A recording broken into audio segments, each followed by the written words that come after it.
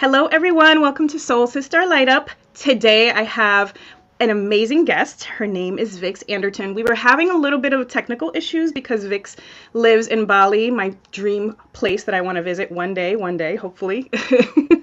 And, things get a little glitchy. They get a little glitchy here, especially when we just had some crazy winter weather and some crazy winds. So I completely understand. So Vix guides overachievers and overthinkers and recovering perfectionists to be more authentic and more resilient.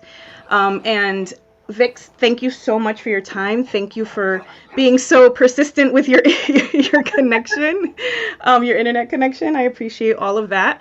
And I know today we're going to be talking about a few things. So recovering from perfectionism, cyclical living, right? And wholeness over betterism. But obviously, we'll let the conversation flow the way that it goes. I like to have this organic kind of sense of this in this segment. But first and foremost, I'd like to know a little bit about you and how you came to do this work, because we all have a journey, right? We all kind of go through our steps, and then we realize that the real work is helping people overcome probably some of the things we've overcome ourselves, right? So tell me a little bit about that. Where to start? So yes, I currently live in Bali. I've been for 9 months with my husband. It's kind of when I met January 2020. Shit, I was kind of a pandemic. And so moved was definitely informed by the pandemic. How is it we really want to in this work, it's sort of 3 or 4 years, but there's been a couple that's really dive into the embodiment side of things. That I think really less around the erection. And that's like recovering from perfection. I don't say it has been. It is my journey. Mm-hmm. I actually think that perfectionism isn't something to overcome. It's not. I keep seeing these posts stick around the new year, which kind of leave your perfectionism in 2021. Like you could put it in a shopping bag in the front door. Anything it would be that easy. Right. Or be that these things aren't actually essential part of it. Right. My profession is in the military. I spent years in the Air Force. So time in countries you probably would want to go to. Left in my that kind of Saturn return, first step thing that I think people go through. Found myself in international development sector, which I really love, and managed to burn. And that I think was the crossroads that we then on my own healing that has then become, how do I support all this? Like relationship. Like I can be enough. I'm whole as I am. I'm not broken. And I would like to go to do something. Yeah. Like to show different. Yeah. I mean, do you think throughout your journey, do you think that perfectionism was a part of you growing up, or it was a part that kind of became more activated probably when you were in military service? Or where do you think the perfectionist part of you got out of control? Because I completely agree about what you're saying. We cannot get rid of these parts of us, right? Because these are, if anything, perfectionism, we can see that as a shadow part. In American society, they see that as a good thing, and it's not necessarily a good thing, because a lot of perfectionism comes from insecurity and wanting to be liked, and those kinds of things. So you want to do everything perfect, and you don't want people to dislike you. So would you say that this was something that was in you as a child, or something that you developed through time, through experiences? Yeah, I think a little bit of both. I think just thought about the socialized things. but it's perfection, overdoing, kind of the constant striving. Yeah. That is the world then. That's right. That we have worth in the world we achieve. It's like the basic premise of late stage. And I think I definitely remember all kind of like chasing the aim. And that's good. We good at things in the world, worthy and not. So I think there's a huge element that we need to acknowledge. For me, I've always been a little bit. Mm-hmm. I think then acted by some challenging circumstances. Childhood, fathers in the military. I went to boarding school very young. Mm-hmm. I think various. I think joining the military, for example, really good. I might even now this is bonding. but sort of, I kept finding myself situations that reinforced that pattern. That's right. Keep doing. Be strong. Don't show your emotion. Be tough. Yeah. And then up until the point I burnt out. Yeah. Is that what catapulted you into a space of wanting to help others really get to know this part of them and heal it more than like get rid of it or push it aside or, overcome it? Because you're right, we can never truly overcome it. It's always a part of us, but we can learn to love and not let this part control us or be in the forefront of leading, our system. Yeah, not really actually. So when I first started the corporate career, gone into coaching yoga, I was still I wanted to heal myself. Yeah. I was definitely broken. Mm-hmm. Like this was all my fault. I would be doing things and everything would be fine. Right. Which is the kind of the I would thinking, I think. And so first years of my coaching career, that the belief that I was, and it was only when I was embodied practices. Mm-hmm. So first through meditating and kind of different mindful movement, and I studied meditation and healing. Oh, this isn't broke. This is survival strategy. Like I have got good at being like that, so that I can. Yeah.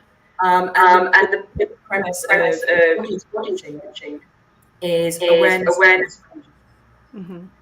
So say that anyone is bad or wrong, but this idea of I want to be something. Mm-hmm. And it started from this awareness and almost appreciation. Yeah. And so the last years particularly has when I guess I realized I was perfectionist. and that because the technology analogy, the dishwashers, the last thing they were just doing. Mm-hmm. Yeah, because we can never swim. Yeah. We can't see the world through. And so me being in this kind of body study kind of see my patterns. Whoa. This kind of hardness, whole rigidity is not the only way to be. Mm-hmm. Mm-hmm. Yeah. And so you went from So the embodiment practices were the ones that got you to kind of bring those parts, soften those parts of you, and be able to almost literally soften them by moving your body, by breathing, by, doing all the things that soften us. And that's what got you to say, okay, this is what I've been doing, and this is what I don't need to do, and this is what I need to help people not do as well. Yeah. Exactly. That's awesome. Exactly. It's beautiful. Yeah, I never thought that I was a perfectionist until I started I started the same thing when I started really diving into my spiritual practice, and then seeing the things that trigger me. I mean, the biggest thing is that FOMO thing, right? Like for me, that triggers my perfectionist part very much. When I see somebody else doing something that I'm like, I should be doing that, or why am they're doing it better than I am, and then it's like, it just puts me in that space of like, and then I have to reel myself back in. So, so go ahead. No. I thought you were going to say something. No, please. No, but, so yeah, so that was just kind of, I was thinking when I was, thinking about getting on this segment with you, I'm like, hey, I also have this perfectionist part because I see it triggered all the time, and I really feel it like in my chest area. That's when I know. So, where do you think you had to work the most? Like, where in your body did you have to work, or what kind of practices did you do to really dive deep into that space of your perfectionist part? Yeah. So I tend to realize that I come up and out of the body, like up and forward. It's definitely a stress. Like everything on my body. Yeah. Like center. It feels like Vix. Mm-hmm. Like grab the steering wheel, like make it all work. Yes. So for me, the big practice has been trusting that feel the back of my body, and that as I feel my back, that I'm not going to fall backwards. I think that was my big moment. If I wasn't here, and I go. So the alternative so far forward was like collapse, exhaustion, burnout, which is experienced. Right. So for me, it's a real practice of I guess finding. So like being able to even as I'm recording in my front. And I've done a lot of things around trauma therapy. Yeah. Helped. And I want to acknowledge a lot of the people that I work with now. I want the thing. Just the thing that's me and that's going to make us for them. Right. And again, that's the a whole range of things. On a practical note, practicing putting in position. So rather than for intense, allow myself to sit there, to be a bit relaxed, and to feel it, right? Mm-hmm. Yeah. Mm-hmm. It's a feeling of body position. Yeah. And so by I think changing our beliefs is really hard. We've got these neural pathways built up over time. They're so efficient. Pathways fire. Whereas our bodies are tangible, right? Mm-hmm. In the yoga tradition, the body is the it's like the gross level of our awareness. Like we touch it, we can manipulate it. Mm-hmm. And so by noticing the body in and choosing a different position, we disrupt the system. Yep. Like we create different thoughts, we allow them feelings. So this has been one. I stopped doing yin yoga Mm-hmm. as well. Yeah. Which was so hard. This idea. I used to do a lot of that. So again, you get through primary school. Yes. How far can you go? Whereas year, like if I do that, I just don't work the next day. Mm-hmm. So year for me was about how can I find that place forward and then fall back. Yeah. And be okay with that. I can't do a wide leg seated forward fold. I look like a and sit there with all of the narrative around how failing as a human because my legs don't go out, and my belly doesn't like to see how I'm doing it. It was impossible. Has really helped me. Yeah. Yeah. Well, and it really sounds like a lot of slowing. It took a lot of slowing down. That was what really helped too. I mean, moving the body, but in a slow pace, not necessarily in a fast pace like you had been doing before. You know, so really taking the time. I mean, and of course, these last couple of years have told us to do that, to slow down and go inward and move our bodies slower. You know, we've been forced to do that because of the pandemic and everything else around us. You know, but it seems like you started doing that even before, like you were preparing yourself for this. Like a lot of us, you know, a lot of us who are on this journey, really having this precursor to the world before the world was even stopping, but slowing ourselves down and going inward. Yeah. And it's then the ability, I think, to slow down. Yeah. And that's been the real when I can start to present the whole of my experience, where I can start to all of it. That's right. That's when I tapped into like whole. Like the point of being this having this human is to experience all of it. Yeah. And hey to feel, you know, the critical and to feel fear and sadness and emotions that really socialize into aren't okay. Should be all the time. If you're not, you must be failing. Rather than us living in a toxic system. Keeps us miserable. Right. But I found like the more that I orientate my reality, welcome in my experience, the more it just feels like. So rather than kind of constantly better. I'm enough. I'm whole. And I might want to get after a particular thing. But not because that's going to be me. Because I think I'd really love to be. Right.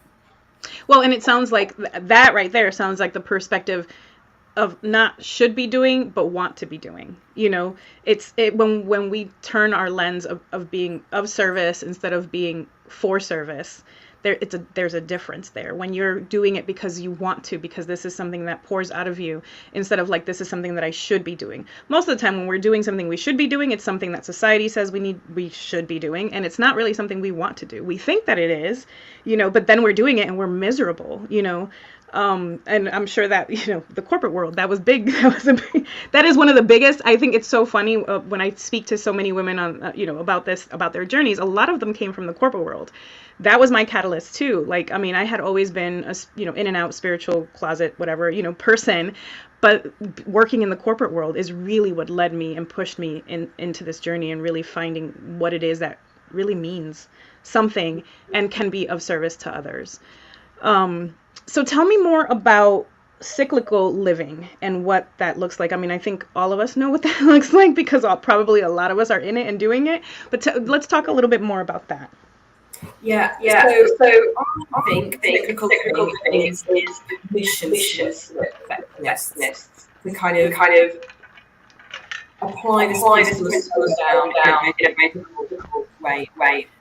So essentially, simply means more awareness and more with the cycles that are within us and out all the time. That's right. So the cycle isn't obvious for many women, but the ultimate rhythm and the characteristic vessel that's operating 99% of our day, circadian rhythm, season. But also kind of cycles that we create. The conversation and connection. I noticed that I was all at autumn with people. I would like facilitation I would like content come up until like 1 minute before the end show, and then and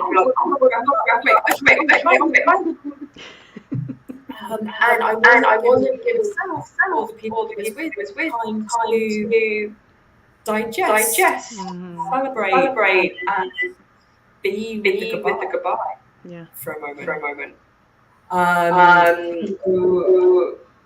So this is a big part for me now, because I want to be part of me that loves to go fast. Yeah. And it is powerful and get stuff done. Mm-hmm. But it's saying that there is a for that. Yeah.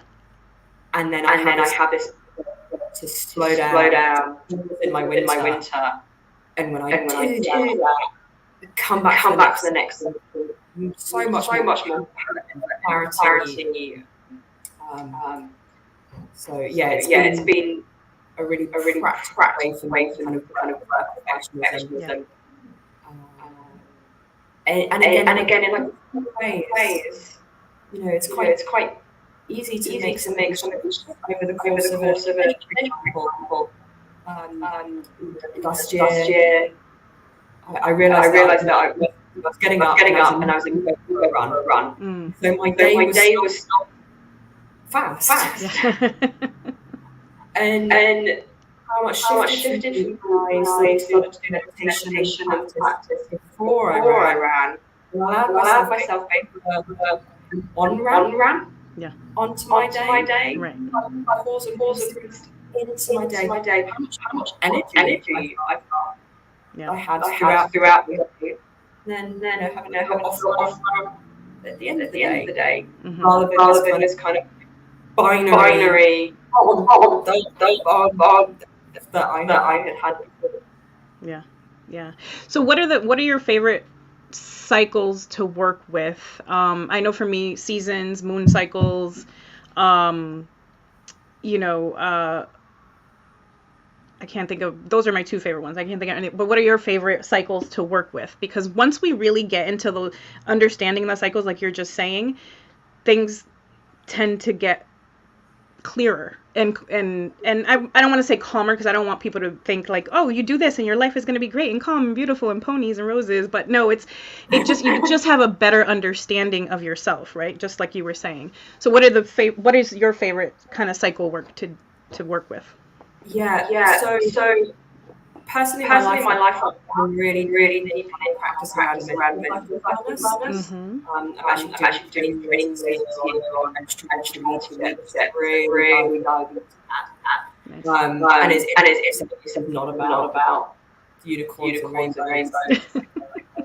I bled last week. Really kind of into being in that kind of the period came tenfold. And oh my god, so much came up. We go so it's not. But what it allows me to do, navigate all of that with a little bit more grace. Yes. A little bit more compassion self.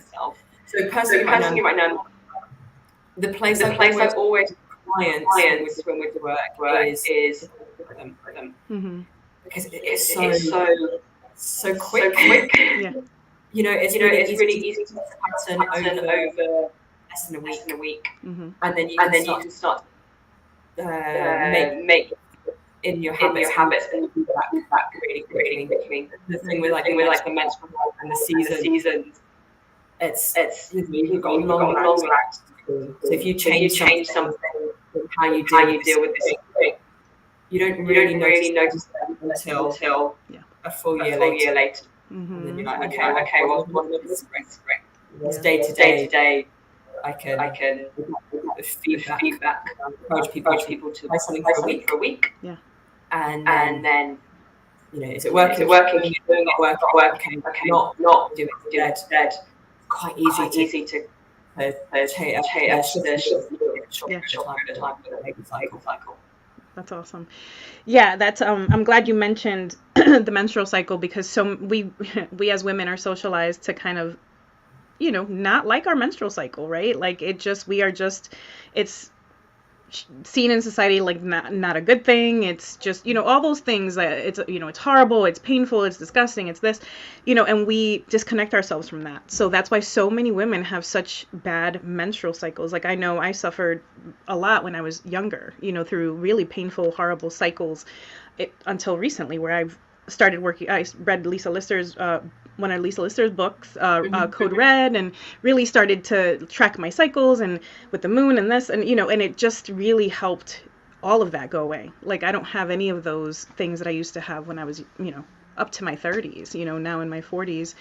I'm just very much in tune. It's always been regular, but it was always a torture chamber, and now it isn't. So, do you see that work with your clients very quickly, when they really start to pay attention and work with that cycle? Do you see the changes in them? Yeah. Because just want to work with. So it's about towards reality. Yeah. So rather than like trying to paddle upstream and resisting our own experience. That's right. The practice of cycle awareness. Really going with the flow. That's right. Literally. and like this is happening anyway. Yeah. So how can I be with it in a way that feels a little bit better? That's right. And that doesn't mean like last week I'd have loved to week off and work for coaching clients, authentic relating workshops. So there's 1%. Okay. What can I get into the energy of this? 1% more. I work 5% more than I am right now. Tiny little tweaks. And as we the resistance starts away. That's right. And I think it's the box. That's what's yeah. And that rather than being constant conflict and tension with myself. Mm-hmm. There's a part of me that's like, I have to work. And my body's, oh my God, please. And hating and it's not to say that this practice alone is a difficult period. I am definitely really struggling with painful periods. Mm-hmm. But what I notice is I acknowledge what's happening and I give myself space to relax and to move with the pain rather than tensing my body. It becomes a little bit. Yeah, that's and right. That's the thing. And this is perfectionism here. That again, like it's not. It doesn't just make it work. It makes it a little bit more. Right. And allows me to show up a little bit more grace and a little bit more like the version of myself like the most, right. as opposed to my stressed out, bitchy, angry with myself, angry with everybody else. Yep. Snarky kind of thing. That's right. I mean, I'm sure you still have an edge, but you're not being right. You're not being the snarky, bitchy, whatever, that you can be when you're not allowing yourself that space. You're not allowing yourself, like you say, grace and permission to just, you can work, but you don't have to work so hard. Like you said, just 5% more, 1% more, whatever it is, allowing that space for yourself and really going with the flow. Yeah. It's critical, I think, the space between this and response and that thing where our voice is. Yeah. And so these practices help us. And I say slow necessarily mean that not doing things like we can slow parts of us. Yeah. But these practices allow us to give us the space. Yes. And so rather than kind of reactive old patterns that don't actually serve us anymore, we have that space to almost see it kind of slow motion. And I was different. wow, okay, I'm noticing really annoyed with her right now. But rather than be passive aggressive, I'm gonna wow. When you said that, I'm noticing this like real wave of anger with you. Can I share more about that with you? And suddenly this potential conflict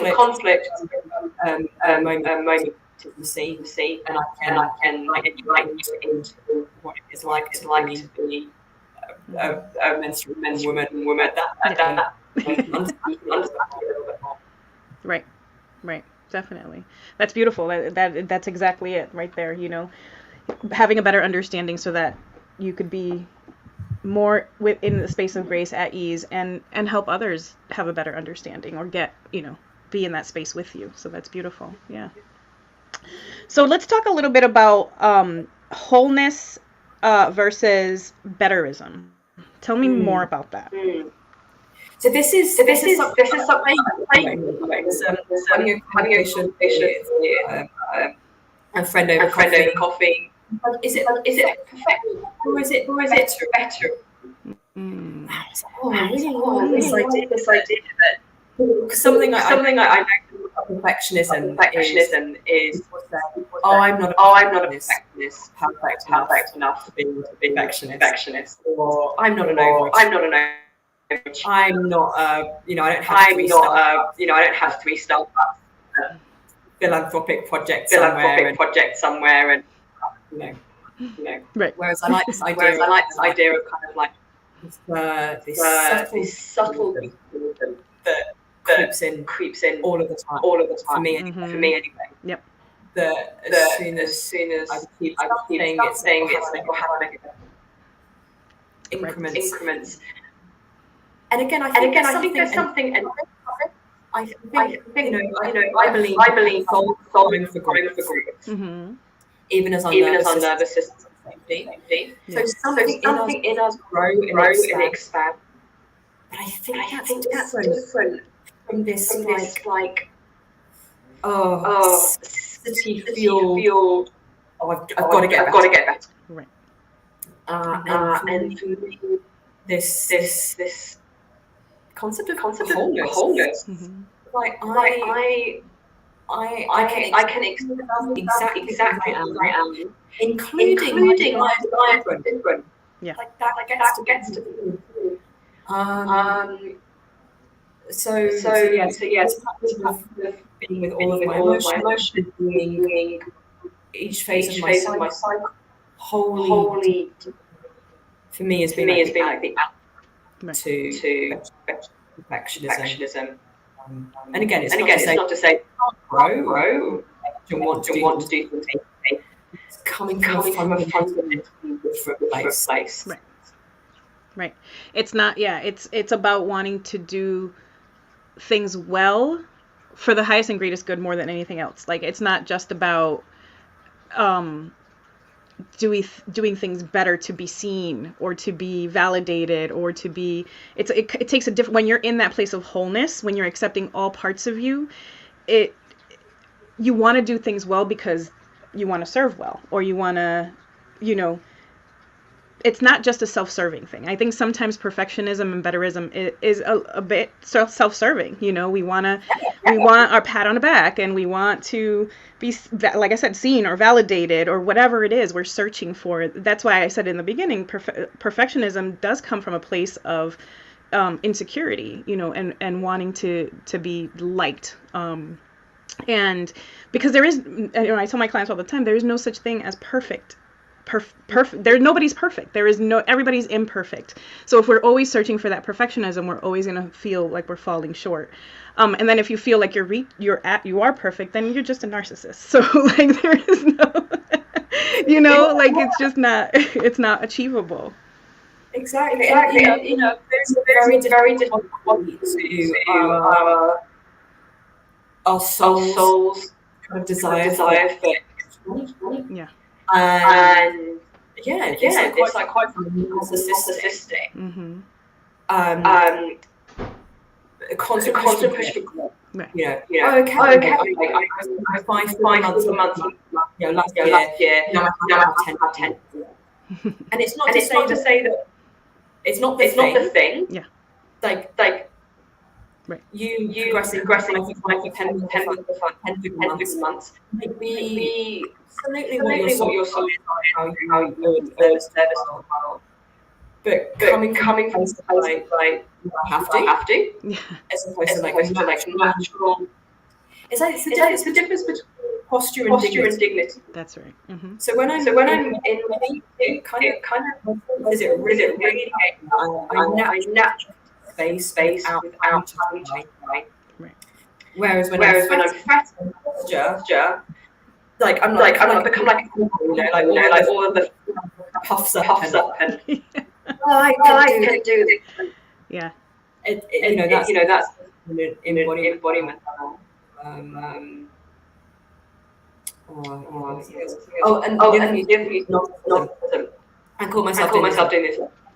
It's like deep narcissism, perfectionism. But assumes it's my fault. So I've been recently sign-ups. Mm-hmm. And my deep is like oh not done a good enough. Oh yeah, I know that feeling. It's me. The universe around me. Right. I'm gonna say mistakes is like normal things that I will do differently next time. Mm-hmm. But like a lot of people is actually it's not. There's a whole bunch of stuff in their lives that's got nothing to do. Right. I've been there. Trust me. Perfectionism. It must be me. Yep. I must try hard. I've done something wrong. Mm-hmm. 7 people on the planet, and I'm the only one like this. And I kind of have to laugh at this. So, when you talk about it like this, it's quite frankly ridiculous. Yes. I mean, that's why I'm laughing too, because I've had those conversations with myself as well. Like when something like that, you put this work into something, and then it's like crickets, and you're like, oh my God, what did I do wrong? What is wrong with me? And it's like, seriously, put some perspective behind it, because it's probably most likely not anything to do with you. Other circumstances at play, but yeah. And what I find really interesting is perfectionists, including me, say that they are improvement, and they're committed to learn. Yeah. But this narrative shuts down all learning. Because immediately I'm like, I've got it wrong. Well, I might as well give up. Right. This thing that's like life purpose is really not my time, and go and do something else. Yeah. Whereas when I can think of okay, maybe it has to figure out. Can I look at it more objectively? Yeah. What were the things I do differently, and orientate myself to a place of learning mistakes. Yeah. As opposed to mistakes being process and the only result like quit. Yeah. Which just that's not right. That's right. Well, and speaking of that, I mean, how do you primarily work with clients? Do you do primarily group stuff, or do you do individual, or do you do both, hybrid? How does it work when you do your coaching?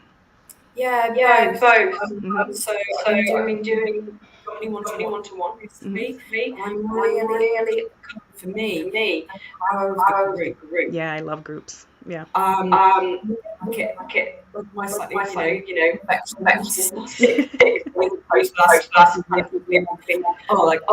the wisdom comes from me. I am coach. Increasingly, the most useful I can do bring people together. Set a container, some friends help slow down, and but then like to go where it needs. Yeah. And the power to be witness in messy perfection, human selves, You're right. and to realize that the world That's right. Right. And oh, I can try to tell people. But that's magic for me. So moving to more and more group. This year alongside. Yeah, I do. I mean, I'm right there with you. I do love the power of groups because you just see, like you said, you hold this container, you hold this space for people, and then the magic just happens. I mean, you are a guide, but then everybody else becomes guides to each other too. It's just a beautiful thing to witness and be a part of. Yeah. Yeah. Well, and I really my role particularly as a dramatic coach is to help people connect with somatic wisdom. We've talked about we live in this cognitive world that most of us like, which again I think is like is a head-based thing for me. And the more that we tap into our intuition, our sense of wholeness in the body, people figure this stuff out themselves. That's right. There's like multi-billion words on the street. It's like, if you learn this hack, quick, like quit, and then you'll be fit. Right. And increase. Such a pyramid scheme. I wanted to myself. Yeah. Like I would love to live in a world where don't need therapists or coaches or spiritual teachers. Right. Because people are tapped into that themselves. That's right. So is that kind of your primary, let's say, magic power, is to help people really find the gifts within themselves?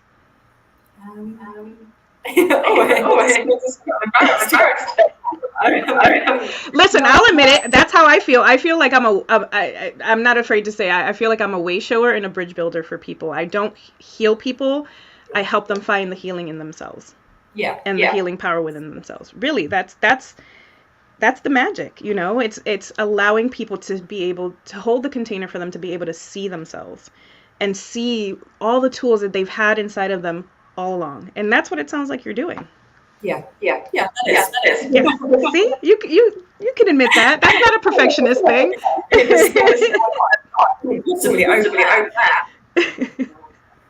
Yeah, no, it's beautiful. I love that. And, and this is one of the main reasons why I wanted to have you on. I just had that sense about you and what you're doing. I was looking at your launch. That's why I wanted to ask, like, what, about your group work and what that looks like. I mean, do you do the embodiment stuff? Do you do how would your program work? Like, what would that look like?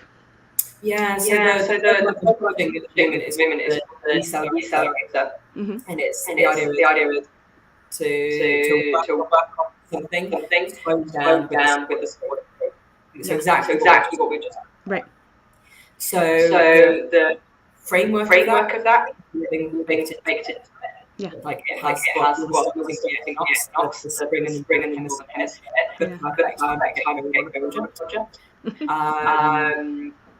so it has like a sprint, like what it is doing. It has phase. It has a rest middle. It has like a middle. So that's kind of good. Yeah. We bring need tools, support productivity as we go along. Yeah.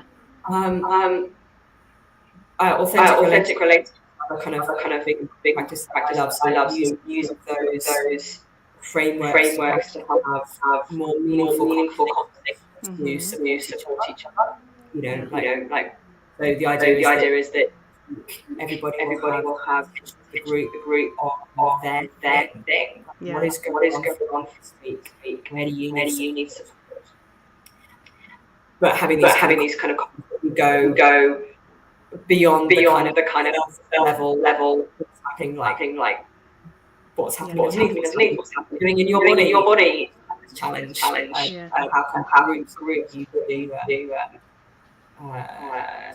to shift this. Perfect. Yeah, that's great. Awesome. I just want to thank you so much for you, like I said, being so persistent with your connection and making sure that this happens. I have appreciated this time so much. I just have 3 last questions for you that I usually ask everybody that I talk to on this segment. And I think I'm going to tweak it a little bit to pull in the perfectionist part. So, the first thing, this isn't a perfect, but what lights you up? What's the thing that lights you up the most? Being with like when I'm being fully me and honest and doing with I just yeah. I was like deep relaxing chocolate melting down through my body as this kind of like light. Yeah, I love that description. So what advice, I usually ask this question, I say, what advice do you have for your younger self? But I'm going to say, what advice do you have for your perfectionist self? My perfectionist self hates advice. Yes. Everything already. Yep. I think what I would like to say now is thank you. Yeah. Because it has done a really awesome job of keeping me still and navigate the world. Yeah. It's way too much time needed to. Yeah. And so I want to tell you and that I'm bringing some additional resources to help me continue things that doesn't work anymore. Right. That's perfect. Beautiful. And then the last question I usually ask is, what advice do you have for the younger generation? And I'm going to say about perfectionism. Oh, I know. This is the getting to people.